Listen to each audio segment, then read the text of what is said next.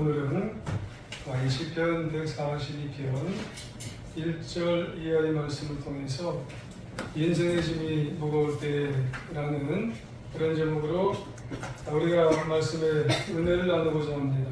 하나님의 은혜가 모두 위에 충만히 마시길 주의 이름으로 축원합니다.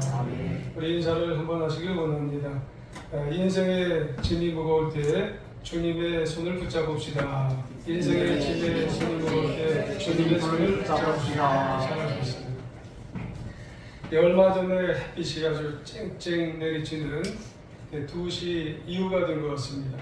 할아버지께서 리어커를 이제 끌고 가시면서 폐지와 갖가지 물건을 싣고 아주 힘을 다해서 밀고 가시는 것을 본 적이 있습니다.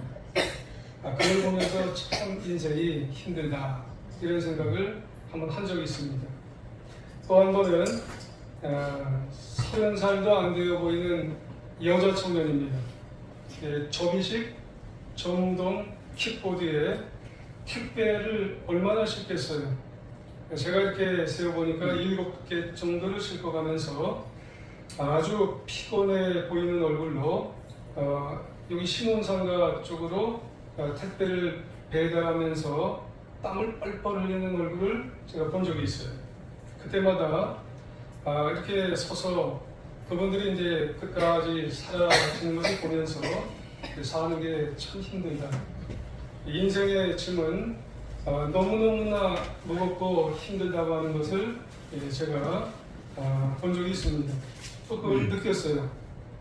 요즘 신문이나 뉴스를 보면서 모든 것이 참 어렵고 괴로운 그런 상황을 살아가는 것이 요즘 우리의 상황이 아닌가 이렇게 생각이 됩니다. 아마 이 모든 어려움들이 점점점 더하면 더했지 덜하지는 않을 것 같다 이런 생각도 해봤습니다. 국내외적으로 참 복잡한 문제들이 산적해 있는 것 같고요.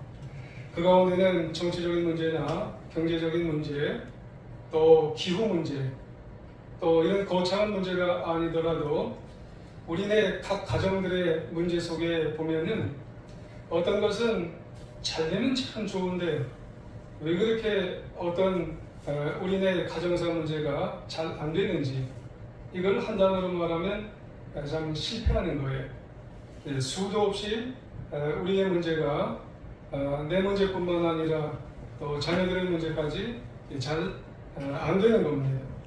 한마디로 총체적인 난국을 우리가 겪어가는 것이 요즘 우리의 시대가 아닌가 이렇게 생각을 합니다. 그래서 정말 많은 사람들이 답답해하고 괴로워하고 또 인생 사는 것이 참 두렵게 느껴지는 것이 요즘 우리의 시대가 아닌가 그렇게 생각을 하게 됩니다. 그러면 이런 어려움들 가운데에 혹시 우리에게도 그런 어려움 인생의 짐들이 혹여나 주어진다면 여러분 어떻게 이 문제를 헤쳐가야 될까요? 물론 세상 사람들에게 있어서는 신세 타령을 하는 경우가 참 많습니다. 신세 타령이란 한탄하는 거죠. 누구의 잘잘못을 가리는 겁니다. 정치가들이 그랬다고, 좀 잘하면 어떠냐고, 뭐 이렇게 신세 타령을 할 때가 있어요. 투영을 할 때도 있어요. 불평, 불만을 가지고 그거를 풀어보려고 하는 것이 이 세상 사람들의 이제 그걸 문제를 풀어가는 하나의 방식입니다. 하지만 그런다고 다 해결이 되나요? 그때만 좀 반짝할 뿐이에요. 오히려 하루가 지나고 이틀이 지나면 스트레스만 더 가중되는 거예요. 그렇다면 우리는 어떻게 그 문제를 해결해야 될까요? 우리는 적어도 하나님의 자녀고 성도로서 우리가 10년, 20년 더 오래 우리는 하나님의 자녀로 인생을 살아가는 우리들이잖아요. 여러분 어려우면 어려울수록 근본적인 문제의 대책을 세워야 하는데 우리는 신세 타령이나 한탄을 하기보다는 오히려 우리의 신앙으로 우리가 신앙적인 것을 바로 세워 나갈 수 있는 하나님의 자녀가 되어야 하지 않을까 그렇게 생각을 합니다. 왜냐하면 신앙적인 문제를 바로 세우면서 살아갈 때에 누가 도와주시기 때문에 그러냐면은 우리에게는 하나님께서 나와 함께 하시고 하나님의 도움의 손길이 우리에게 조금씩 도와주셔서 우리의 인생을 열어가는 것을 우리는 경험하게 되기 때문에 그렇습니다. 그래서 답답함도 때로는 두려움까지도 때로는 언젠가 위에 어떻게 이렇게 될 수가 있었을까 해서 떨쳐버릴 수가 있는 것이고 결국 당당히 승리하기까지 우리의 인생을 가기 때문에 그런 줄 믿습니다. 그래서 오늘 인생의 짐이 너무 무거운 사람이 있었어요. 그 사람이 바로 누구냐면 다윗이었어요. 이 사람을 오늘 생각해 보면서 우리의 인생도 한번 은혜를 한번 받는 귀한 시간이 되었으면 참 좋겠습니다.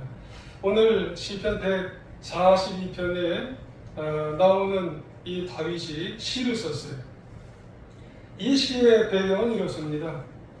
다윗이 사울 왕의 핍박을 피해서 요랑 생활을 하던 시절에 지은 시입니다. 이런 유의 시를 뭐라고 얘기하냐면 비탄시라고 얘기해요. 얼마나 괴로우면, 얼마나 힘들었으면 좋은 시를 써도 정말 인생의 시간이 모자랄 텐데 이 다윗은 얼마나 괴로우면 비탄시를 썼을까요? 사실 다윗은 10여 년간의 유랑 생활을 하면서 수많은 고난과 고통을 당했잖아요. 그 기간 동안에 자기 몸 하나도 간수하기 힘들어요. 얼마나 버거운 상황이 있었을까요? 10년 동안 도망다니면서 피해 다니면서 그런 가운데 이 가족들이 찾아오는 거예요.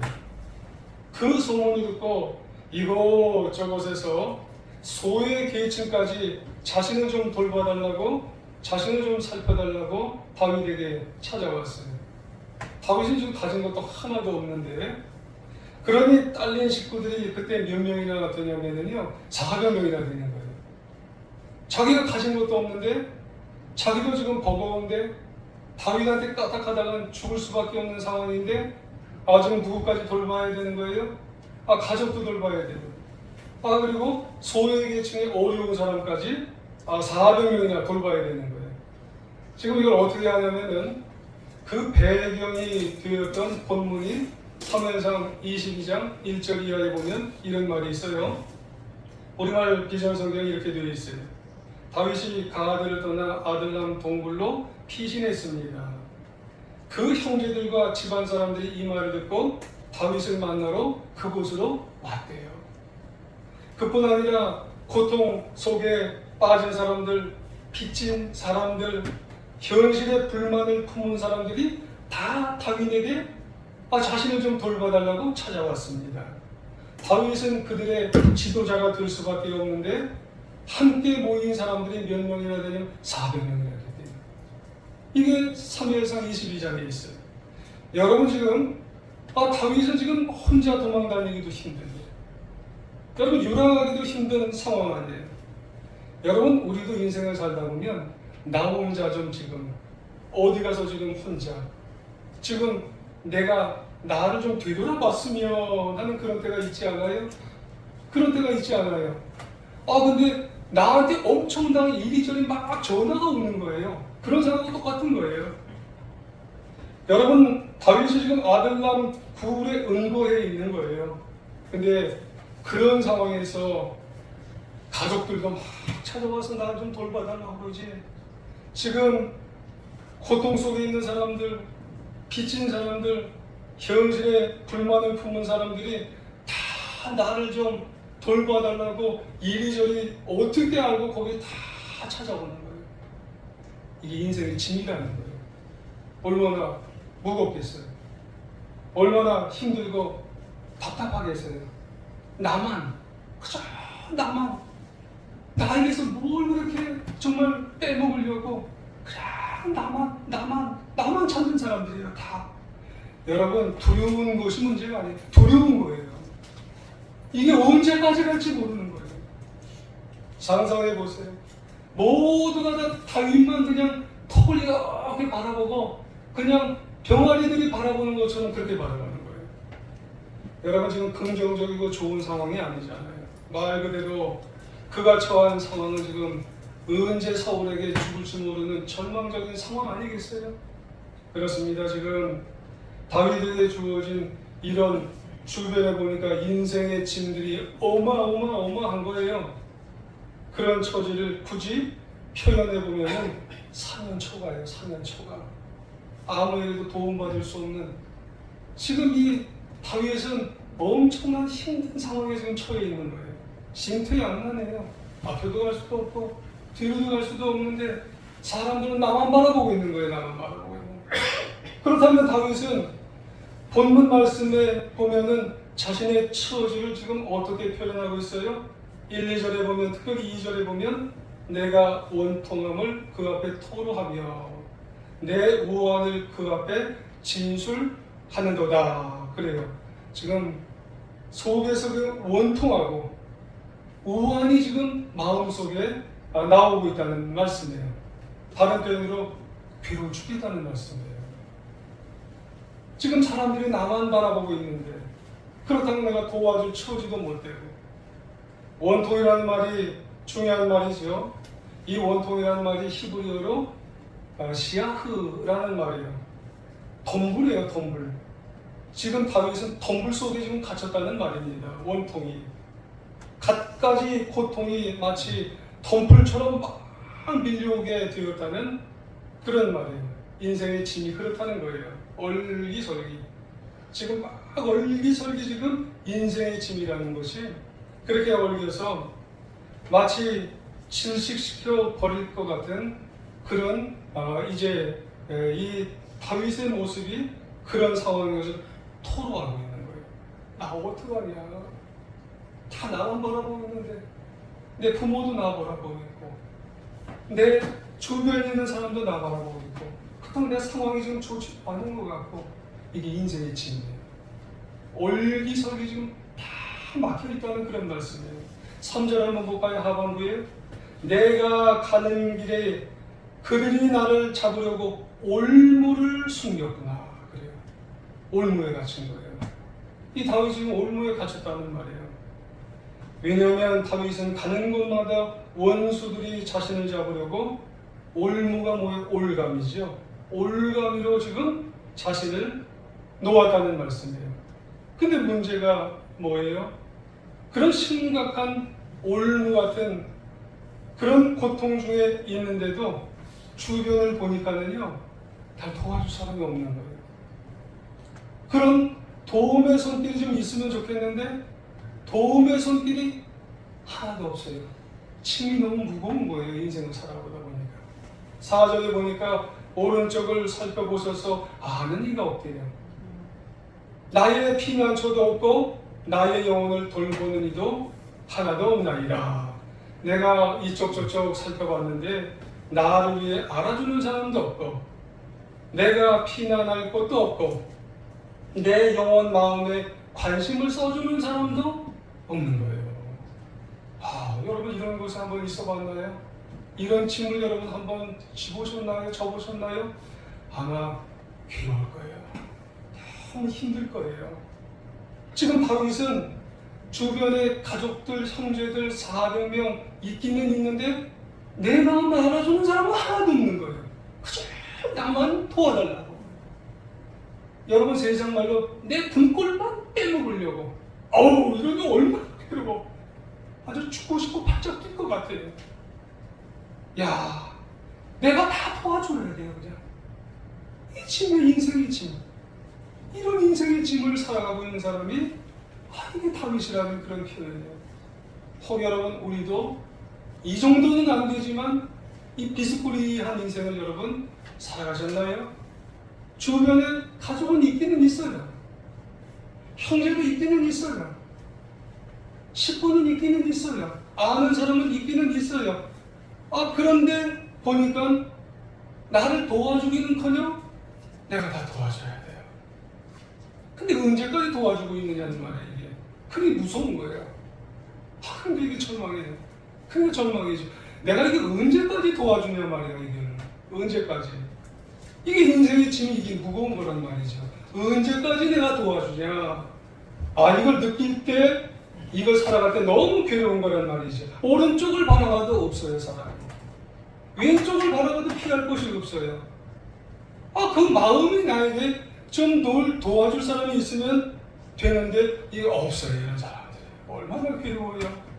여러분, 이때 다윗은 어떠했어요? 7절에 보니까 내 영혼을 옥에서 이끌어내사 그래요. 여러분, 깊은 구덩이 감옥을 말해요. 그러고 보면 다윗은 지금 자신의 처지를 아주 고통스러운 상황, 그야말로 모든 것을 바라볼 때 절망할 수밖에 없는 절박한 감옥으로 표현하고 있는 거죠. 그러면 이런 고통의 상황에서 다윗은 헤어나지 못해야 옳죠. 그러면 어떡하겠어요? 여기서 이런 처지에 놓이게 되었을 때 다윗의 징표가 발휘돼요. 여러분, 마치 상록수가 어디서 그 징표가 발휘가 되어지냐면은 깊은 눈 속에, 눈구덩이 속에서 그 징표가 발휘되어지는 것과 마찬가지죠. 그래서 그 속에서 푸르게 되어지는 것처럼 다윗은 그 극한 상황 속에서 누구를 바라보게 되냐면 하나님을 바라보는 거예요. 주변의 사람을 바라보는 게 아니라 하나님을 바라보고, 하나님을 바라볼 때 마음이 평안한 게 회복이 되는 것이고, 그 하나님을 붙들게 돼서 결국은 그 하나님을 통해서 10여 년의 유랑 생활을 마치고 결국은 이스라엘의 왕으로 등극을 하게 되는 것이고, 그리고 결국은 인생의 무거운 짐을 마침내는 해결하게 되는 것을 우리가 알게 되는 줄 여러분 기억하시기를 원합니다. 그래서 다윗의 인생으로 하여금 승리하게 한 신앙이 뭘까? 인생의 무거운 짐을 해결하는 그 비결이 뭘까? 오늘 보면 한 두 가지 정도가 나와요. 신뢰하는 겁니다. 하나님을 신뢰하는 거예요. 옆에 보니까 아무도 없으니까 그 인생 속에서 결국 누구를 바라보게 되냐면 하나님 바라보는 거예요. 지금 다윗은 그야말로 자신의 힘으로는 아무것도 할 수 없는 상황이죠. 그래서 6절을 한번 보세요. 중간중간 보니까 나는 심히 비천하나이다. 이 비천이 뭐예요? 비참하다는 말이에요. 그들은 나보다 강한 아이다. 그래요, 하반부에. 그렇지 않아도 자신은 아무것도 할 수 있는 존재가 아닌데, 원수들은 자기보다 엄청나게 강하니까 하나님께서 자기를 도와주시지 아니하시면 안 된다는 말이에요. 그래서 하나님 앞에 모든 것을 맡기고, 그리고 하나님을 신뢰하는 신앙 자세로 인생을 살아가겠나이다. 이렇게 그의 마음의 자세를 하나님만 바라보고 하나님만 이제 맡기는 자세로 인생을 살아갈 수 있도록 그렇게 하신다는 말씀이에요. 이렇게 할 수 있는 것은, 신뢰하고 맡길 수 있는 그런 자세로 살아갈 수 있는 것은 어떻게 했기 때문에 그러냐면 3절에 한번 보시면 우리말 비전성경에 이렇게 되어 있어요. 내 영이 마음속에 실망할 때도 내 길을 아시는 분은 누구이기 때문에 그래요? 하나님이기 때문에 그래요. 오로지 모든 인생 속에서 하나님만 내 인생을 알기 때문에 그래요. 그러니까 맡길 수 있는 거예요. 모든 인생 속에서 하나님만 내 인생의 모든 길을 아시기 때문에 난 하나님께만 모든 걸 맡긴다는 그런 말씀이에요.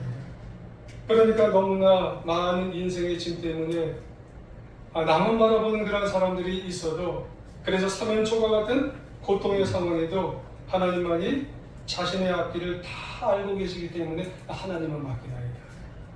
하나님만 신뢰하겠나이다. 하나님만 내가 바라보고 이제 인생을 살아가겠나이다.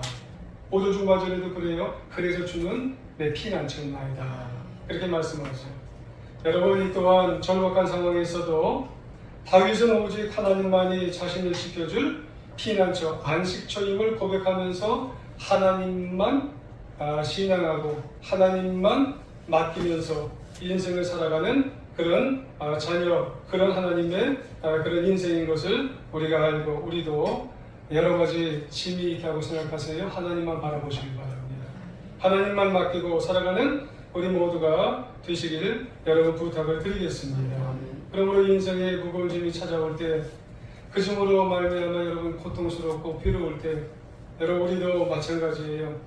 우리도 여러분 오직 하나님을 전적으로 신뢰하시고 전적으로 맡겨드려서 내 인생을 하신 하나님께 여러분 다 맡기고 여호와만 앙망하면서 맡기며 살아가는 우리 모두가 되어야 할 줄 믿습니다. 이사야서도 그랬어요. 이사야서 40장 31절에 오직 여호와를 앙망하는 자는 새 힘을 얻으리니 독수리 나에게 치며 올라갈 것이요 다른 박질하여도 곤비하지 아니하겠고 걸어가도 피곤하지 아니하리라. 그렇게 말씀합니다. 오직 하나님만 여러분 맡기면서 신뢰하면서 살아갈 수 있는 하나님의 자녀가 되시길 바랍니다. 오늘 장로님의 글이에요. 이 장로님이 아마 글의 내용을 봐서 좀 줄이긴 했는데 선한목자 교회 장로님이신 것 같아요. 이 장로님이 사업을 하시는 분이에요. 근데 어느 순간에 마음에 이렇게 내가 하나님을 바라봐야 되지 않냐 이런 강한 마음이 들었답니다. 그래서 하나님이 기뻐하시는 방법으로 내가 사업을 한번 해봐야지 이런 결단이 마음속에 이 장로님한테 드셨답니다. 그러다 보니까 사업을 하시면서 세상 접대 방법은 내려놓아야지 이런 생각이 드셨대요. 그래서 하나님을 신뢰하는 방법으로 거래처에도 내가 다가가서 거래하면서 내가 사업을 해야지 이렇게 생각이 들었답니다. 근데 아니나 다를까 어려움이 닥치게 되었답니다. 사업하시는 분이 하나님의 방법을 하니까 어려움이 닥치게 되었대요. 서울에서 경남 진주까지 7차례나 가서 했는데 만나주지를 않는 거예요. 하나님의 방법대로 하려고 하니까. 그래서 올라오면서 차에서 눈물을 다 흘리니까 차 운전을 할 수가 없었을 때가 있더랍니다. 가서 이제 얘기를 하는데 겉으로는 사장님 오셨냐고 장로님 사장님 오셨냐고 했는데 얘기는 잘해주는데 나중에 알고 보니까 장로님 회사의 기술은 엄청 좋은데 나중에 수주하는 것 이게 거래에서 딱 이제 하는 것은 장로님 거하고는 또 안 해드려요. 너무 가슴이 아프더랍니다. 결국 회사의 재정 상태는 어려워져서 사업을 포기하기에 이르게 되었답니다. 눈물이 엄청났고요. 마음이 결단한 게 아니었네요 하나님. 그러면서 장로님은 그래도 찬양을 부르며 다녔대요. 예수의 이름으로 나는 일어서리라. 그러면서 눈물을 흘리면서 예수의 이름으로 나는 일어서리라. 날 도와주는 사람은 하나도 없대요. 나만 보는 사람만 있더래요. 그 회사에서도 나만 보는데요. 집에서는 나만 보는 거예요. 마치 다윗과 같은 거예요. 그 어려운 중에서도 남자 속장을 맡으라고 사명을 주신 거예요. 회사의 어려운 형편은 내색하지 않았대요. 허리가 너무 아파요. 허리 아프다고 얘기도 못해요. 그리고 석회의 인도를 잘 하시는 거예요. 속도원들을 위해서 간절히 중보하면서 허리를 끄덕끄덕하면서 하나님 앞에 기도하는 거예요. 그때마다 하나님은 이 장로님 앞에 왜 그렇게 큰 은혜를 주시는지 그 기간 동안에 몇 달을 지내는데 몇 달 가운데 그 회사를 붙들고 계셨어요. 10배가 넘는 수주를 하시게 됐어요. 그래서 전국에 10곳이 넘는 곳의 회사는 몇 년치 공사의 그런 이제 그 결과를 갖게 되었다는 거예요. 상상할 수 없는 일이 벌어진 거예요. 근데 그 즈음에 경찰청 특수대 수사관들이 회사에 몰려들었답니다. 장로님 회사에 들이닥쳐서 컴퓨터며 서류며 뭐며 다 가지고 갔대요. 이유는 정부에서 대통령 지시로 장로님이 주로 거래하는 행정부 또 관공서 차번호를 조사하니까 이 장로님 차번호가 1등이에요. 틀린 말이 들락날락한 거예요. 그래서 차적 조사를 하니까 이 장로님이 이게 제일 나쁜 일로 이렇게 세상적으로 이렇게 싸바싸바 하면서 돈을 갖다 들이댄 거 아니냐 이렇게 된 거예요. 너무 기가 막힌 거죠. 억울한 거예요. 고통스러운 거예요. 정말 이 어두운 낭떠지로 쫙 떨어지는 것 같은 느낌이 들더래요.